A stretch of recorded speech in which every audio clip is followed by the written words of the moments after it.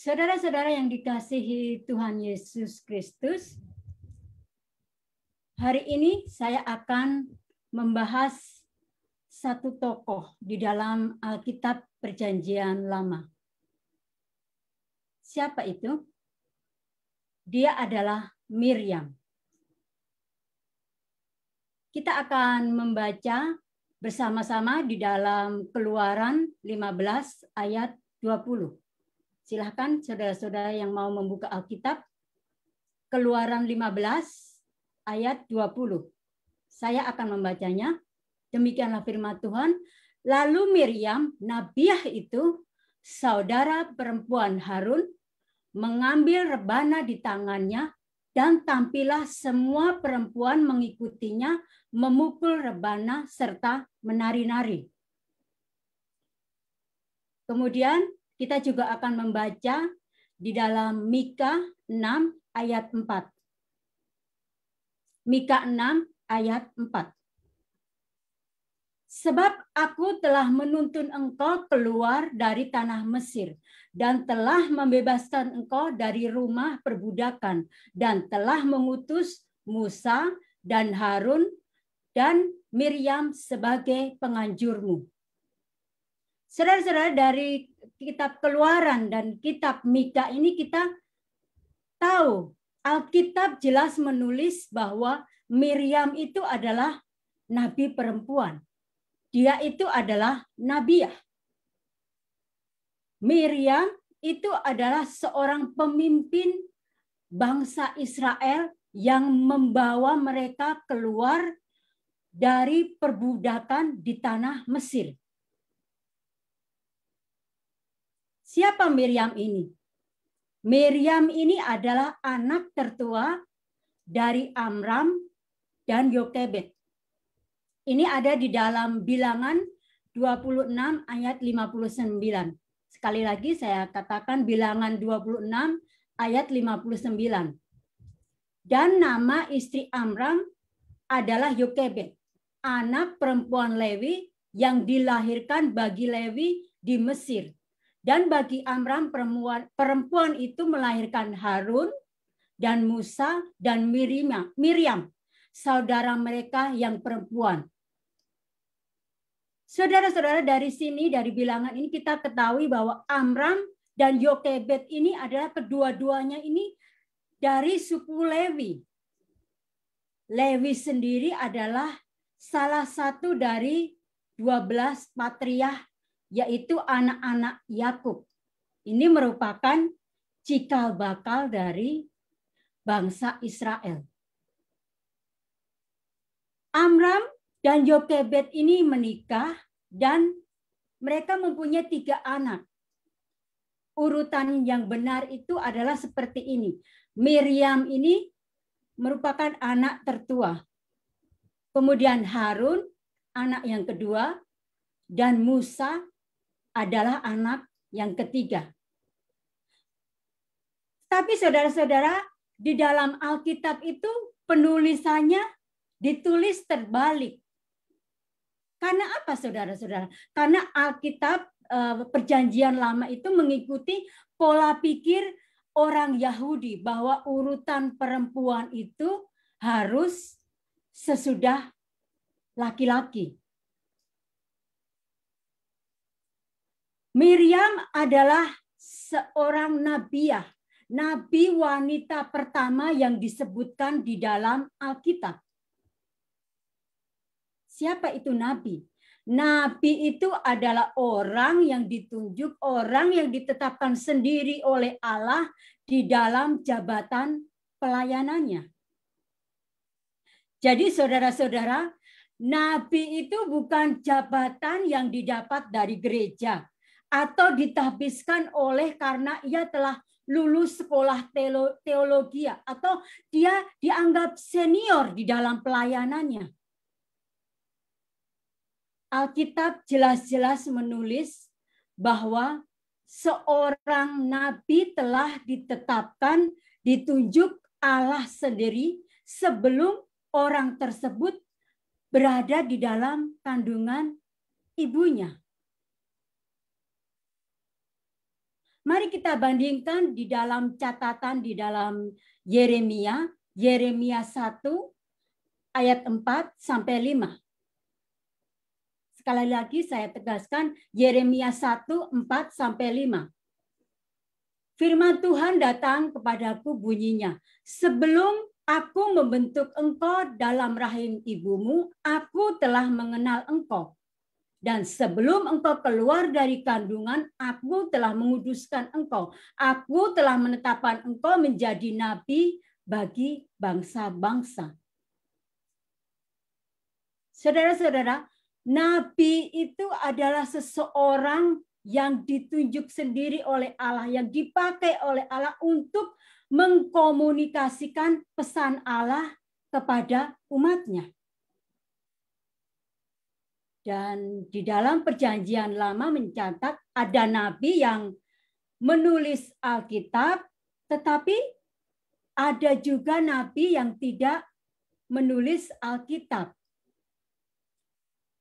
Lalu bagaimana kita bisa menguji kenabian dari Maryam ini? Maryam tidak pernah menulis Alkitab, tetapi Alkitab jelas-jelas tegas menyebutkan bahwa Miriam adalah nabiah. Miriam adalah nabi perempuan. Saudara-saudara, jadi begini, tradisi orang Yahudi ini berkata begini, kenabian Maryam itu sudah muncul sejak dia masih remaja. Sesungguhnya Miriam itu adalah orang yang bernubuat bagi ayah dan ibunya, yaitu Amram dan Yokebed, bahwa mereka itu akan melahirkan seorang anak laki-laki. Dan anak laki-laki inilah yang akan menjadi pembebas bagi umat Israel di tanah Mesir. Tradisi ini dapat engkau baca di dalam Talmud Megillah.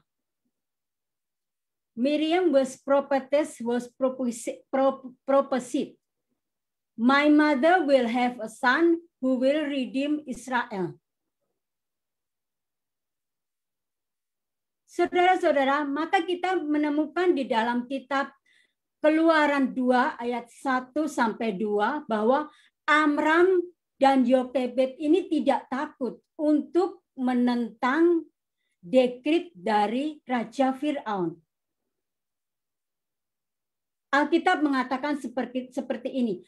Seorang laki-laki dari keluarga Lewi kawin dengan seorang perempuan Lewi, lalu mengandunglah ia dan melahirkan seorang anak laki-laki.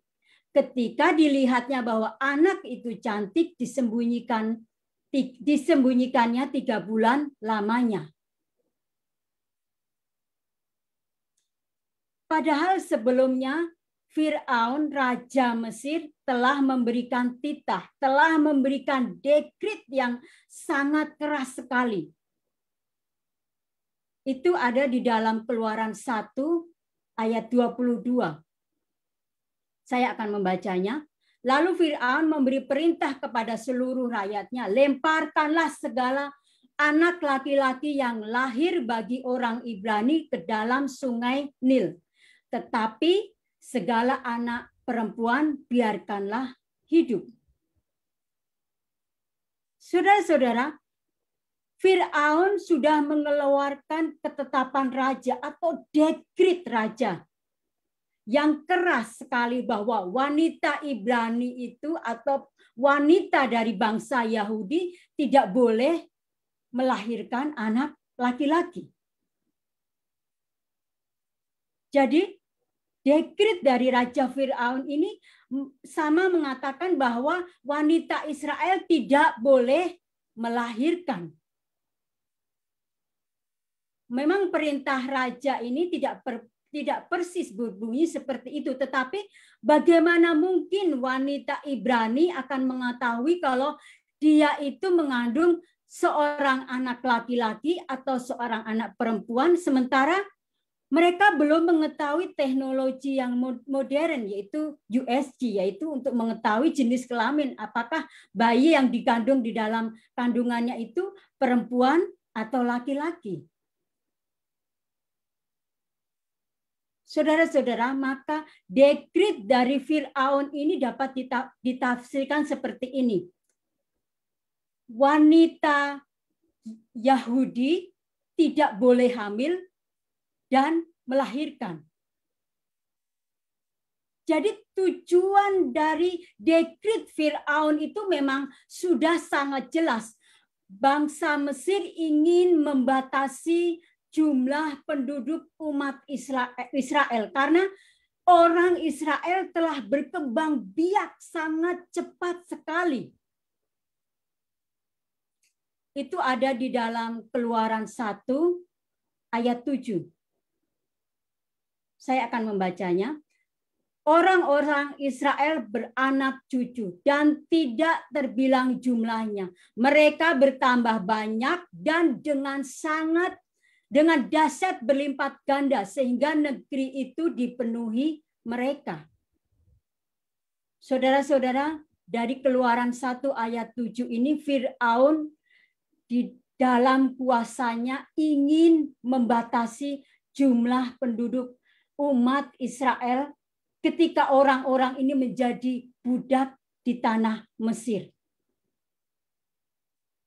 Tetapi Allah yang Maha Kuasa telah memberkati umat Israel dengan pertumbuhan penduduk yang cepat sekali.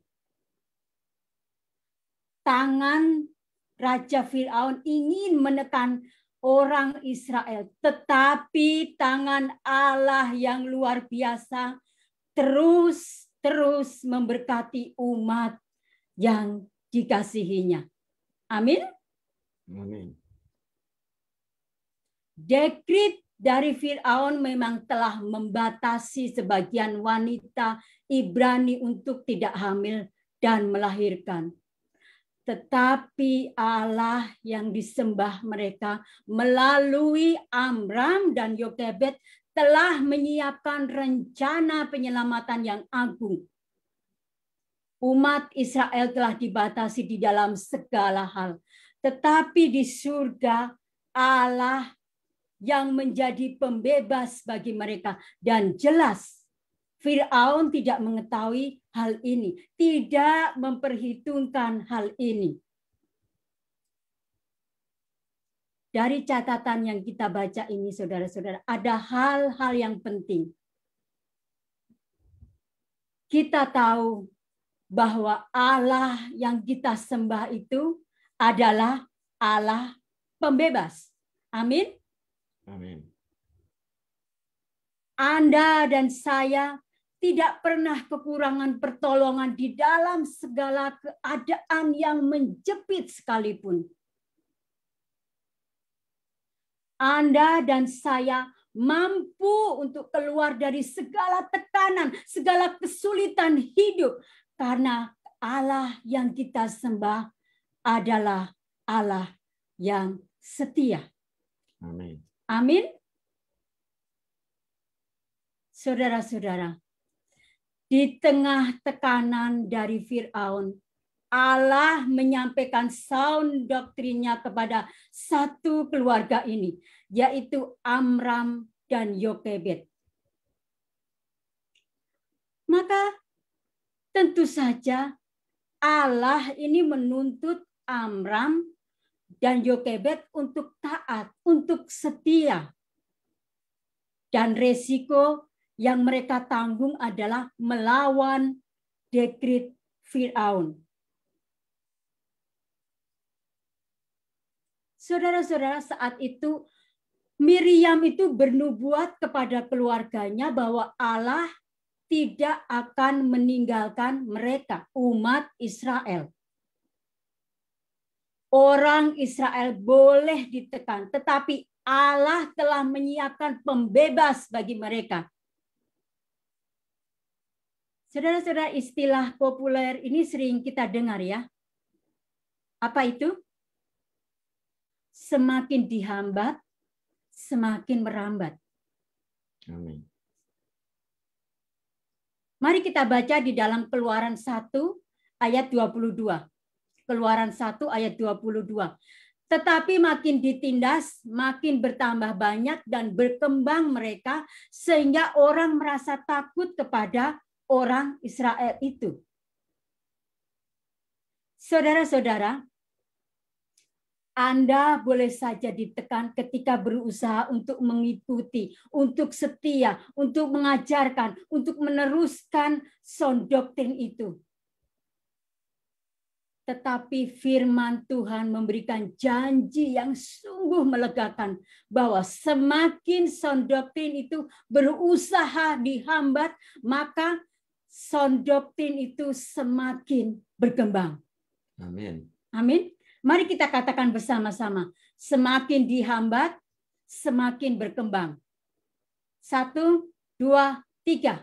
Semakin dihambat, semakin berkembang. Haleluya. Saudara-saudara, Allah lah yang memiliki dan memelihara sound doktrin.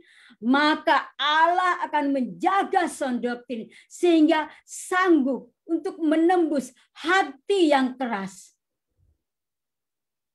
Kalau Allah sanggup memelihara sound doktrin, seharusnya kita itu juga harus setia.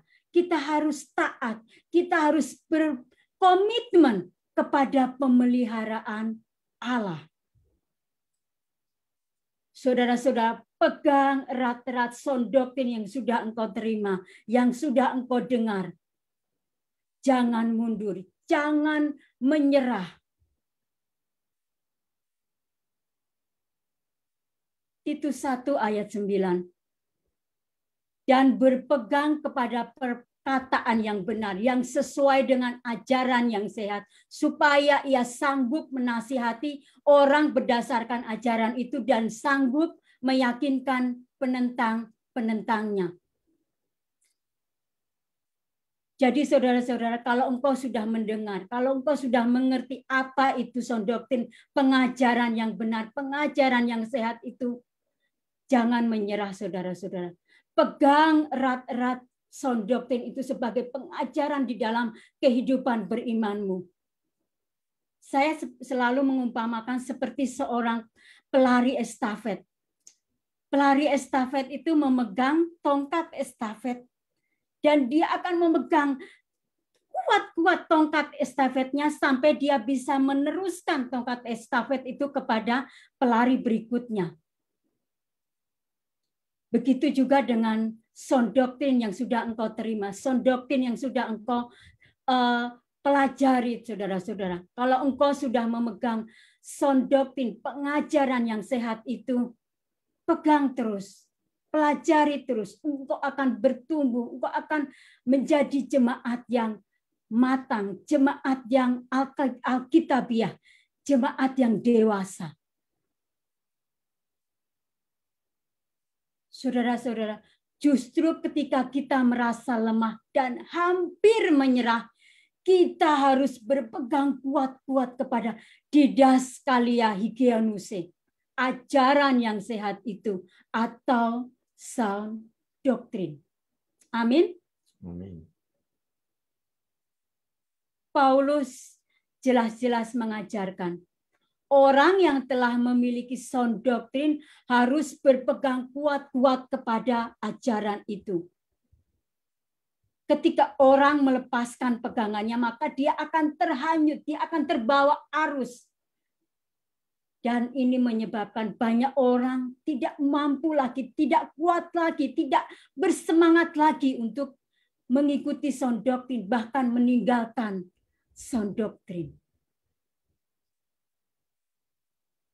Kita akan kembali lagi kepada keluarga Amram dan Yokebed. Allah sudah menyediakan pembebas bagi umat Israel melalui kelahiran siapa, saudara-saudara? Kelahiran Musa. Musa itu harus lahir. Itu adalah ketetapan Allah. Amin. Amin. Bayi laki-laki dari wanita Ibrani harus mati. itu adalah ketetapan dari Firaun. Tetapi Allah menjaga janjinya. Miriam menyampaikan kepada orang tuanya bahwa Allah akan memakai mereka di dalam pekerjaan Allah yang besar, di dalam pekerjaan Allah yang dahsyat. Musa harus lahir dari keturunan Lewi.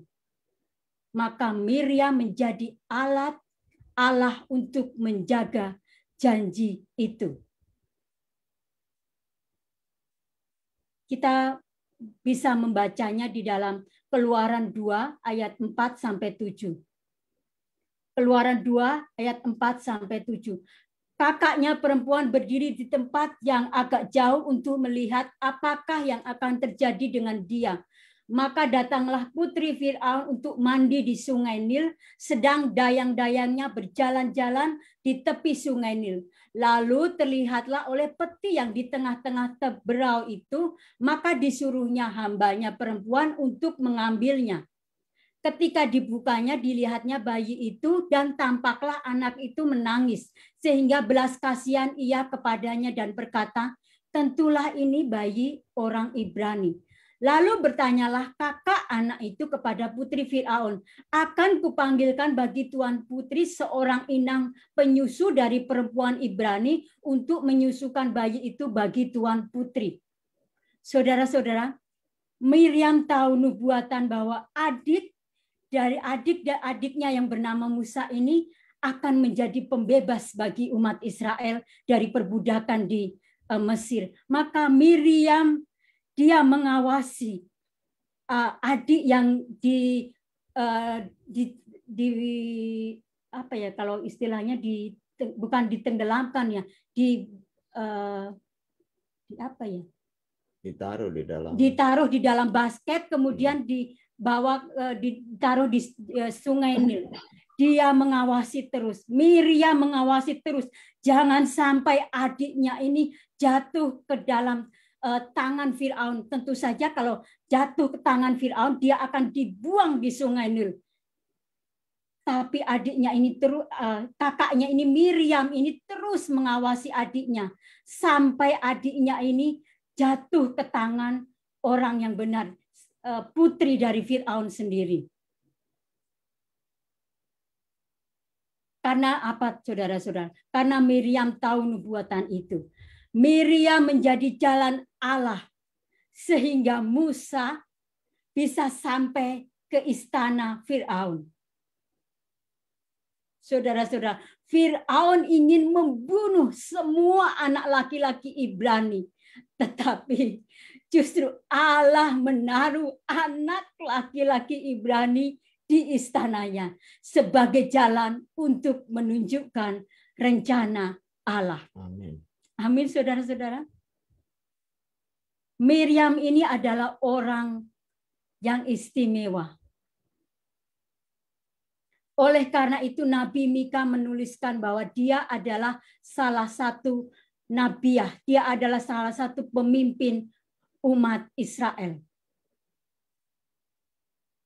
Bahkan tradisi Israel menulis dari hidup Miriam ini lahir orang-orang besar, saudara-saudara. Siapa itu di antaranya? Satu adalah Bezalel. Yang kedua, Raja Daud. Dan yang ketiga, tidak lain dan tidak bukan adalah Tuhan Yesus. Menurut tradisi orang Yahudi, Miriam ini menikah dengan Kaleb bin Yefune. Kaleb ini adalah suku Yehuda, saudara-saudara. Saudara-saudara, bagian ini memang tidak ditulis di dalam Alkitab, tetapi semua orang Yahudi meyakini bahwa Miriam ini menikah.